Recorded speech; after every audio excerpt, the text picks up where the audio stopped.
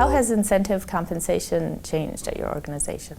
Yeah, well, we've decreased the amount of leverage, reward leverage that's involved in a lot of our plans.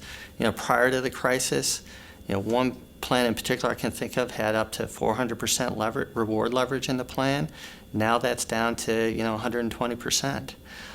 We're making much more prolific use of risk metrics in our incentive compensation arrangements. And the third thing that has changed in our incentive compensation is we make very extensive use of deferred compensation in the structure of our incentive compensation arrangements for not only our senior executives, but for rank and file employees as well. You defer for how long? Well, it depends on the device or the incentive compensation plan we're talking about.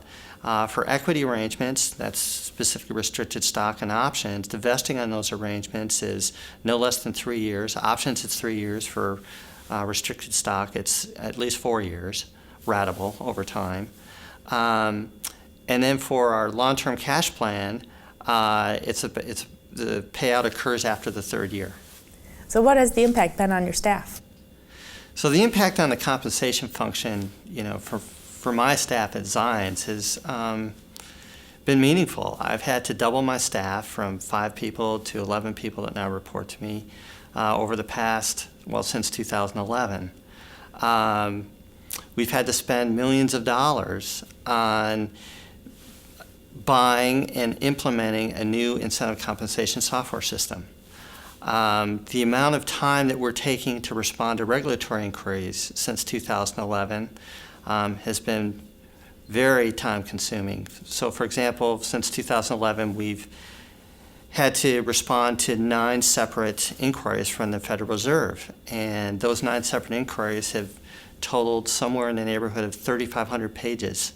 One submission alone was close to 1,300 pages in length. Look, I think a lot of the guidance that's come down from the Fed is actually legislating good compensation practices. And I think our industry did have to make tremendous reforms in that area. But I think the industry has made a lot of strides there and is demonstrating that they are incorporating risk management results into incentive compensation payment determinations. Great. Thank you so much for coming and talking to us, Scott. Thanks for having me. It was good to be here.